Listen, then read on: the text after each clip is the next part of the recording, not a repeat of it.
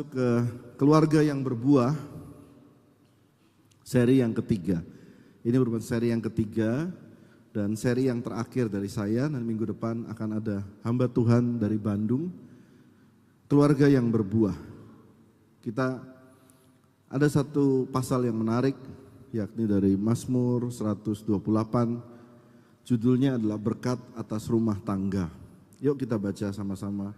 Berkat atas rumah tangga. 1, 2, 3. Berkat atas rumah tangga. Nyanyian Syarah. Berbahagialah setiap orang yang takut akan Tuhan, yang hidup menurut jalan yang ditunjukkannya. Apabila engkau makan hasil jerih payah tanganmu, berbahagialah engkau dan baiklah keadaanmu. Istrimu menjadi seperti pohon anggur yang subur di dalam rumahmu. Anak-anakmu menjadi tunas pohon zaitun di sekeliling mejamu. Stop, selesai. Baca baik-baik ayatnya ya. 1, 2, 3 itu selesai. Set. Lalu ayat 4. Sesungguhnya sama-sama demikianlah akan diberkati orang laki-laki yang takut akan Tuhan. Jadi kalau saudara baca Alkitab coba pelajari pelan-pelan strukturnya. 1, 2, 3 menggambarkan keadaan. Lalu 4 saya baca sesungguhnya. Demikianlah akan diberkati orang laki-laki yang takut akan Tuhan. Saya berdoa satu hari kalau nanti saya tutup mata, semua orang bilang demikianlah orang yang diberkati Tuhan. Amin. Waktu saudara nanti tutup mata, tutup usia, anak-anak saudara berkata, demikianlah orang yang diberkati Tuhan. Amin. Lalu ayat 5, kiranya Tuhan memberkati engkau dari Sion, supaya engkau melihat kebahagiaan Yerusalem seumur hidupmu. Ayat 6 baca dengan kuat. Dan melihat anak-anak dari anak-anakmu, damai sejahtera atas Israel. Jadi ternyata berkat Tuhan buat hidup kita dahulu, ayat 1, 2, 3. Lalu setelah itu dinilai oleh orang, lalu tidak berhenti sampai situ. Ayat yang ke-6, anak-anakmu diberkati, bahkan sampai cucu kita diberkati. Yang mau berikan tepuk tangan buat Tuhan Yesus. Ini adalah Mazmur 128. Mazmur yang bercerita tentang keluarga di dalam seluruh kitab Mazmur. Ditulis kemungkinan besar, ditulis pada waktu bangsa Israel dibuang ke Babilonia, sejarahnya seperti itu. Siapa yang menulis tidak ada yang tahu. Ada yang bilang Salomo, ada yang juga bilang ini adalah sebuah nyanyian puisi di saat mereka sedang dibuang ke Babilonia dan mereka menyanyikan lagu ini terus. Ada dalam kitab Taurat, dinyanyikan oleh para orang Yahudi sampai hari ini. Berkat atas rumah tangga, 1, 2, 3 keadaannya. Dan sekarang kita akan baca 1, 2, 3 dan saya akan pelan-pelan menjelaskan pada saudara. Mazmur 128 ini, judulnya apa saudara? Berkat atas rumah tangga. Ternyata dia mirip dengan Mazmur 112. Mazmur 112 judulnya bahagia orang benar. Siapa yang di sini mau bahagia? Boleh angkat tangan. Saya Pak mau bahagia. Dia berkata bahagia orang benar. Jadi mirip ya. Saudara lihat judul Mazmur 112, bahagia orang benar. Mazmur 128, berkat atas rumah tangga. Mari kita baca yang 128, 1, 2, 3. Nyanyian Syarah. Berbahagialah setiap orang yang takut akan Tuhan, yang hidup menurut jalan yang ditunjukkannya. Sekarang baca yang Mazmur 112. Haleluya. Berbahagialah orang yang takut akan Tuhan, yang sangat suka kepada segala perintahnya. Mirip ya? Mirip enggak? Sama, takut akan Tuhan. Lalu 128 ayat 2. Apabila engkau makan hasil jerih payah tanganmu, berbahagialah engkau dan baiklah keadaanmu. Baik, secara ekonomi baik, berlimpah. Katakan amin. Lalu ayat 3, istrimu akan seperti pohon anggur yang subur, menyenangkan, baik, melimpah dalam rumahmu, dan anak-anakmu seperti tunas rukun di meja makanmu. Lihat Mazmur 112, mari baca bersama saya. Anak cucunya akan perkasa di bumi, angkatan orang benar akan diberkati. Ayat 3, harta dan kekayaan ada dalam rumahnya, kebajikannya tetap untuk selama-lamanya. Jadi ayat ini mendukung bahwa orang Kristen pun wajar dan dapat kaya. Karena ada ditulis harta dan kekayaan ada dalam rumahnya.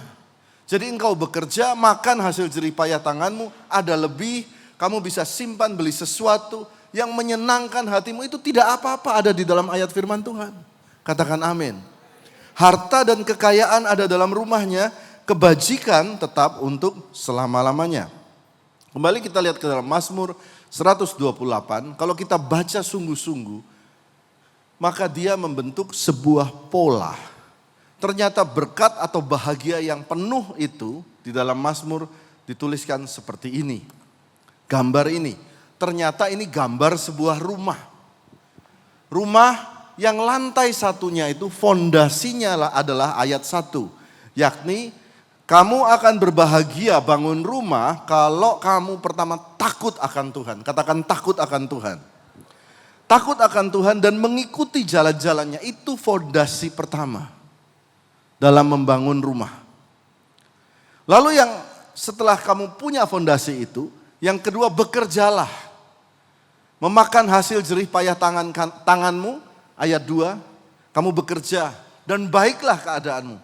Saudara bisa nyicil rumah, bisa punya rumah puji Tuhan, lunasin rumah, baiklah keadaanmu. Ayat 3, naik lagi lantai selanjutnya.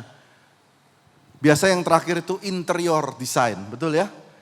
Indah, semua lihat, anaknya diberkati, ya. Melin mana Melin? Melin mana Melin? Ya Melin ya. Lihat Pael diberkati, Selin, terus Daniel Sally mana Daniel Sally? Ada di mana? Ya ada Daniel Sally. Lihat Jesslyn, Clarin, itu di 3, di ayat 3 diberkati. Jadilah sebuah rumah. Nah sekarang perhatikan baik-baik. Bahwa kenapa disebut ayat 1 itu penting fondasinya. Ada seorang bernama Salomo. Salomo itu sangat kaya, ahli dalam membangun segala sesuatu. Bahkan dia membangun bait Allah, membangun gedung yang begitu indah. Saudara tahu ada sebuah cerita, bahkan sampai ada seorang ratu dari negeri, ini cerita folktale ya, cerita kalau di Israel ada cerita di mana Ratu Sheba mau datang masuk ke istana Salomo. Dia mau buka di celananya, mau diangkat kakinya karena dikiranya tahtanya Salomo itu air. Dia takut basah kakinya. Ternyata bukan air, cermin. Segitunya itu berapa ribu tahun yang lalu. Jadi dia tuh di tahta di tengah-tengahnya itu cermin. Ini Salomo. Lalu dia tulis ayat ini, baca ayat ini sama 1, 2, 3. Dengan hikmat rumah didirikan, dengan kepandaian itu ditegakkan. Stop ya. Dengan hikmat rumah didirikan. Family sustain. Dengan kepandaian itu ditegakkan. Ayat 4, dan dengan pengertian kamar-kamar diisi dengan bermacam-macam harta benda yang berharga dan menarik. Sekali lagi Alkitab menuliskan bahwa harta dan kekayaan, harta benda bisa ada dalam rumah. Katakan amin. Ini ayatnya. Kenapa ditulis oleh Salomo dengan hikmat rumah didirikan? Karena berkali-kali Salomo menuliskan dalam Amsal, permulaan hikmat adalah takut akan Tuhan. Saudara tahu itu. Berkali-kali dia tulis begitu. Dalam kitab Ayub, orang terkaya di sebelah timur, dia juga kata awal mula hikmat adalah takut akan Tuhan. Lalu Salomo berkata, hikmat Tuhan itu awal mendirikan rumah, yang artinya fondasinya itu pertama takut akan Tuhan. Katakan amin. Nah kita lihat selanjutnya, ini adalah fondasi tiang pancang atau paku bumi sebelah kiri ini. Lalu ini paku bumi, saudara kalau Saudara mengikuti perkembangan gereja tahun 2016, gereja itu dipancang tiang paku bumi seperti ini. Setelah dipancang tiang, maka saudara lihat di sebelah kanan saudara, itu dia akan merapikan semuanya, dibikin struktur-struktur untuk dikasih semen dan dicor. Sampai sini nangkep? Berikutnya, fondasi itu tidak pernah kelihatan orang. It means not to be seen. Yang kelihatan terakhir, dekorasi terakhir. Yang kelihatan, anaknya sukses ya, wah istrinya diberkati ya, wah ini ibu gembala keren ya, wah ibu gembala, wah memuji-muji istri. Nah, tapi fondasi gak ada yang lihat. Karena itu urusan saudara dengan Tuhan. Yuk kita lihat fondasi, kita baca sama-sama. 1, 2, 3, Mazmur 128. Berbahagialah setiap orang yang takut akan Tuhan, yang hidup menurut jalan yang ditunjukkannya. Kita lihat dalam perjanjian baru. Tuhan Yesus bercerita bahwa ada 2 rumah didirikan. Yang satu pakai batu karang dasarnya, yang satu pakai pasir. Waktu didirikan dengan pasir, datang angin topan, rumah itu hancur. Yang batu karang tetap kuat. Saudara ingat kisah itu ya? Lalu dia ada cerita Yohanes 3 ayat 36. Mari kita baca, inilah fondasinya. Barang siapa percaya kepada anak, ia beroleh hidup yang kekal, hidup. Tapi barang siapa tidak taat kepada anak, ia tidak akan melihat hidup. Tuhan Yesus memberikan satu formulasi sederhana untuk dasar rumah. 2, saudara ingat bawa pulang, percaya dan taat. Itu yang disebut fondasi takut akan Tuhan. You believe, you obey. Believe, obey. Percaya apa Pak? Percaya ada Tuhan. Percaya ada masa depan yang baik. Optimis akan hari esok, katakan amin. Percaya suami akan dapat kerjaan yang baik. Percaya kalau anak-anak akan diberkati. Percaya, just believe, keep on hoping. Tapi yang kedua, obey, obedience, taat. Katakan taat. Sungguh, saudara mau taat? Kalau Tuhan suruh sesuatu, lakukan itu. Tuhan bilang ampuni saudara. Tuhan bilang kasih persembahan, kasih sejumlah yang Tuhan mau. Taat, obey. Itu fondasi. Sekarang yang kedua, kita masuk ke lantai 1.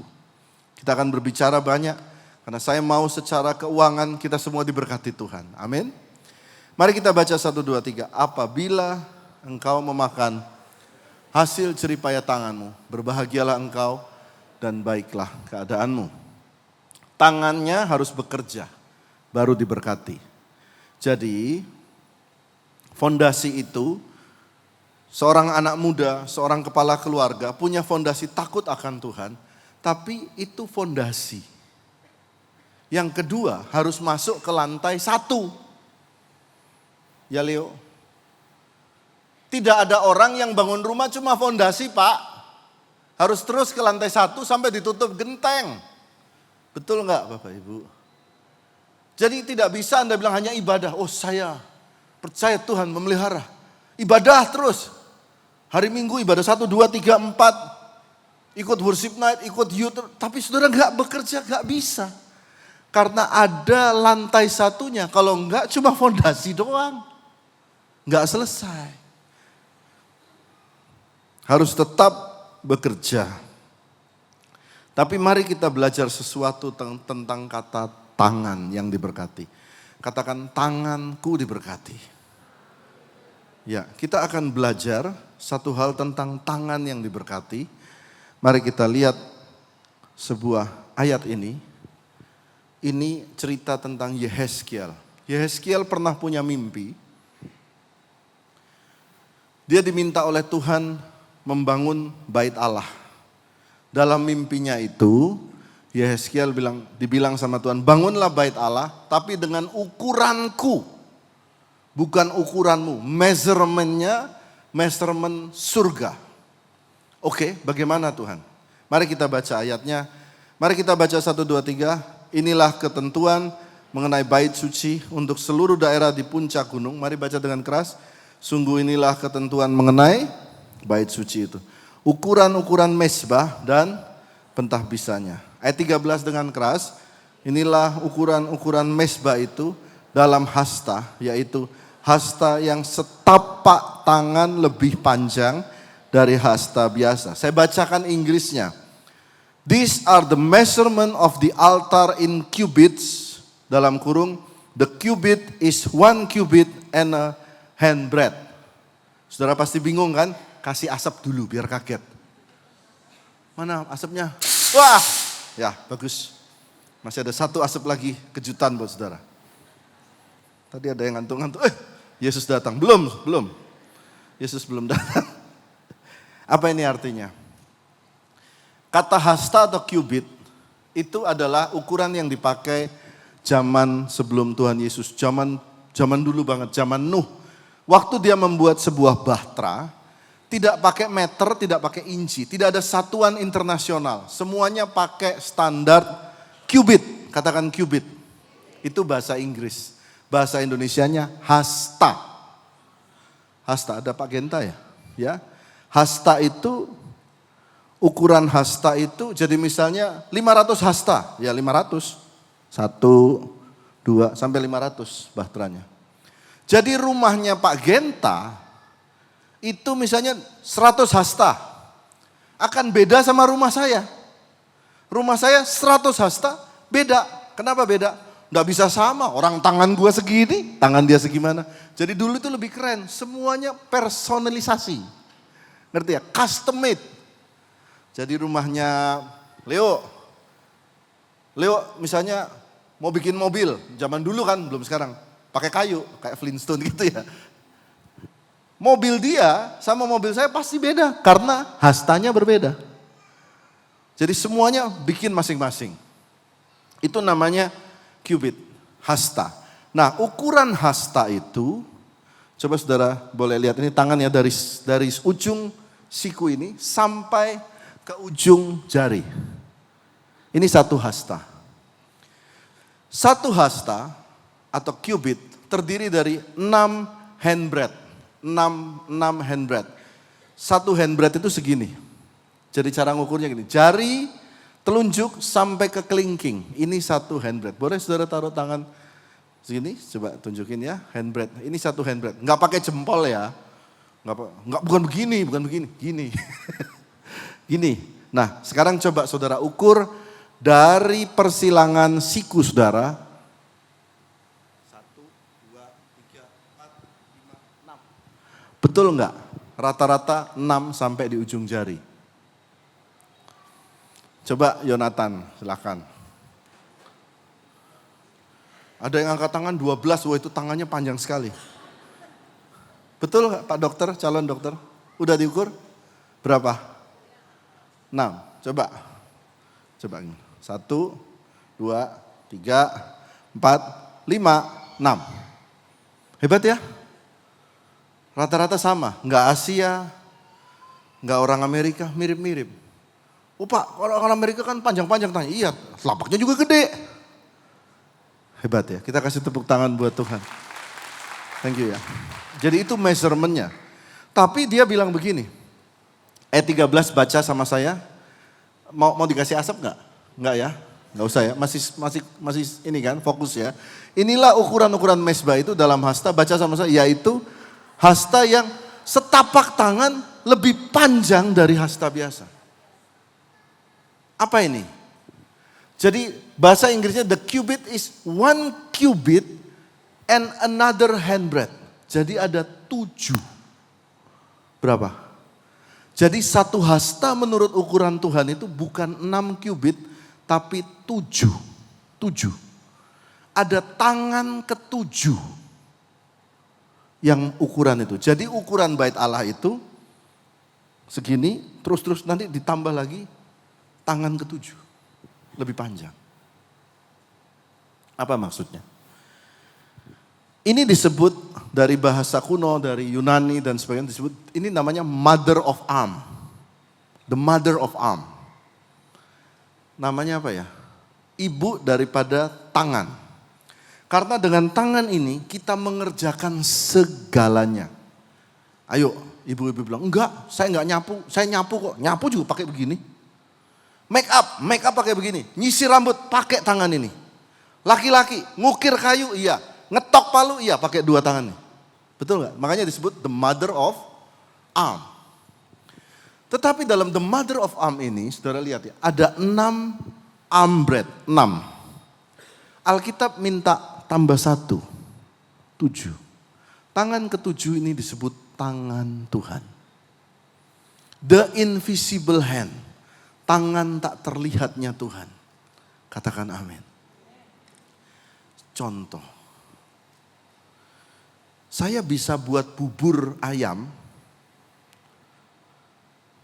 Ini contoh ya, ekstrim ya. Saudara semua bilang gak enak. Tapi pas kalau misalnya tiba-tiba Pak Prabowo makan bubur ayam saya dan dibilang enak. Saya langsung melenting gak? Langsung kaya. The invisible hand. Membutuhkan tangan yang bekerja plus satu tangan terakhir. Yang orang dunia berkata faktor X. Sampai ada kompetisi nyanyi dibilang X Factor. Betul ya? Orang Chinese bilang hokinya sudah datang. The seventh hand. Ternyata ada pembahasan Alkitabnya. Tangan ke-7. Oke, kasih asap lagi biar saudara enggak. Habis, sudah. Apa ini the seventh hand? Saudara berkali-kali mencoba. Coba sekali lagi libatkan Tuhan. Mungkin sekali lagi engkau dengan Tuhan bisa berhasil. Saya kasih contoh, ada ayat di dalam Alkitab. Elia itu berdoa minta hujan. Ayo kita baca sama-sama. Elia berkata kepada bujangnya, naiklah ke atas, lihatlah ke laut. Bujang itu naik ke atas. Ia melihat dan berkata, tidak ada apa-apa. Kata Elia, pergilah sekali lagi. Demikianlah sampai berapa kali? 7 kali. Lihat ayat selanjutnya ayat 4. Pada ke-7 kalinya. Baca dengan keras. Berkatalah bujang itu. Wah, awan kecil sebesar telapak tangan timbul dari laut. Kecil. Yang membuat perbedaan saudara untuk melenting naik itu. Tiba-tiba lompat itu hanya satu tangan kecil Tuhan. Katakan amin. Kecil dan hujan yang lebat terjadi. Nah perhatikan lihat gambar di bawah ini. Dia berdoa mengangkat tangannya 1, 2, 3, 4, 5, 6. Dan yang ke-7 awan seperti telapak tangan. The seven hand. Siapa yang butuh tangan Tuhan? Ya, Tuhan berkati setiap tangan ini, Tuhan tambahkan di hand breadth dari Tuhan. Berikan tepuk tangan buat Tuhan Yesus. Lalu tadi pagi saya berdoa dengan Tuhan untuk dari perjanjian baru gimana. Saya selalu kalau saudara perhatikan semua khotbah yang saya berikan selalu mengacu pada Yesus. Sehingga kita tidak pernah keluar jalur, selalu mengacu pada Yesus. Saya bertanya, adakah dalam Alkitab di mana Tuhan ngurusin sesuatu tentang tangan? Langsung saya liatin dan saya menangis. Saya kasih tunjuk saudara. Ya, saudara, saya buktikan bahwa tangannya Tuhan itu kecil, sederhana. Kadang-kadang saudara nggak nganggep. Coba Yonatan. Thomas sama Yesus sama-sama orang Yahudi, rasnya mirip-mirip. Badannya juga mirip-mirip. Kayak gini. Tangannya. Waktu dia bilang di syuting sama mirip. Yesus Tuhan harus turun ke dunia dipaku tangannya. Hanya untuk menunjukkan tangan saya berlubang loh. Saya mati loh. Dia bilang kamu pegang, dia pegang. Betul ya? Ayat itu dia pegang. Untuk menunjukkan buat kita semua. Bahkan tangan yang sudah mati pun bisa bangkit kembali. Jadi ini memberikan profesi nubuatan buat saudara yang berkali-kali gagal mencoba dengan tanganmu kerja. Kok gak bisa? Yesus berkata sekali lagi lihatlah. Bahkan tangan yang lubang dinyatakan mati bisa bangun kembali. Berikan tepuk tangan buat Tuhan. Masih ada kesempatan lagi buat orang yang tidak mau menyerah. Masih ada pintu lain yang bisa terbuka. Katakan amin. Jadi buat saudara yang mau putus asa, Pak saya diputusin pacar terus, masih ada yang lain. Katakan amin. Yang amin kok bapak-bapak bersuami. Jangan, itu salah. Thank you ya, thank you. Nah, kita masuk ke level 2. Mari kita baca 1, 2, 3. Istrimu akan menjadi seperti pohon anggur yang subur dalam rumahmu. Ayo kita baca 1, 2, 3. Istrimu akan menjadi seperti pohon anggur yang subur di dalam rumahmu. Anak-anakmu seperti tunas pohon zaitun di sekeliling mejamu. Alkitab berkata ini kebahagiaan sejati. Kamu takut Tuhan, kamu bekerja, makan hasil jerih payah tanganmu, bukan tangan orang lain. Jangan ambil bagian orang lain. Mengerti maksudnya ya? Misalnya dipercaya Tuhan, menjabat. Kamu ambil bagian yang bukan bagianmu. Kamu makan, nanti ketangkep KPK, mana enak makannya. Mana enak, enggak enak Pak, percayalah. Kesian anak istri kita. Lihatlah adegan ini. Ada anak makan dengan orang tuanya, mungkin kakek neneknya, berkat anak cucu kan, Alkitab berkata. Makan, lalu saya kasih contoh, saya ajak mama saya makan sama istri dan anak. Lalu ada nasi, ada ayam goreng, bakmi, puyung hai. Kita saling memberikan makanan satu. Silakan aku ambilin dong yang itu. Itu adalah satu adegan yang disebut berbahagia betul, komplit. Katakan amin. Tapi dasarnya harus benar. Kalau enggak makan juga takut-takut.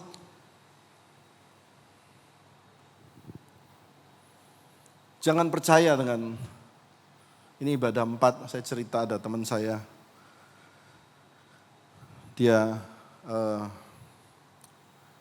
saya enggak tahu dia benar apa enggak atau bagaimana. Pokoknya dia ada kena kasus lalu di Singapura. Lama di Singapura, dicari-cari polisi. Tapi uangnya banyak di Singapura. Makanya di hotel mewah terus, saudara. Tapi gak pernah mau kelihatan orang. Di pojok-pojok. Maaf, saudara. Apa itu disebut berbahagia? Alkitab bilang bahagia yang komplit. Kamu makan yang jatahmu, makan bersama anak-anak. Katakan amin. Nah, dunia juga menawarkan bahagia yang palsu. Kayak lagunya Armada, pura-pura bahagia. Kenapa? Itu saya lanjutkan. Ayo, apa lu gini? Karena cinta itu, love is, mari baca sama saya. Love is responsibility. Love itu commitment. Love itu faithfulness.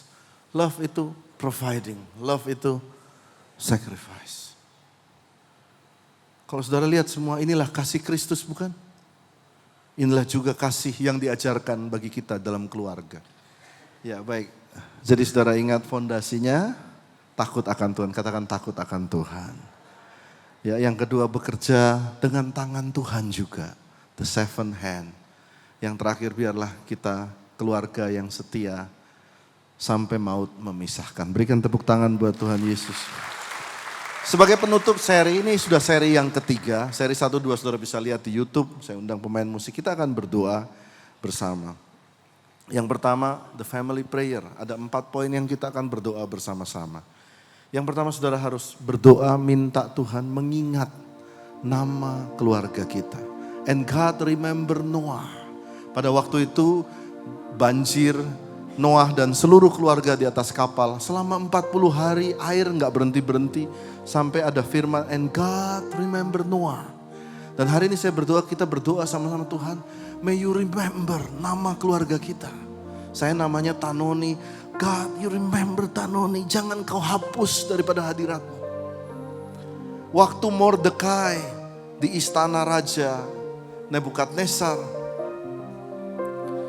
Waktu dia ada di istana raja, entah berapa lama dia di luar. Sampai satu waktu Tuhan mengingatkan raja lewat mimpi. Ingat, itu Mordekai pernah berjasa dan Mordekai naik. Karena Tuhan mengingat. Karena itu mari dengan kerendahan hati saudara berdoa. Saat ini tundukkan kepala. This is the time. Katakan, Tuhan ingatlah nama keluarga kami. Saudara sebutkan, jangan diam, sebutkan namanya. Berdoa, berdoa, berdoa, berdoa. Ingatlah nama keluarga kami. Ingatlah Tuhan akan gereja JCC Cijantung di hadapan-Mu. Jangan Kau hapus Tuhan.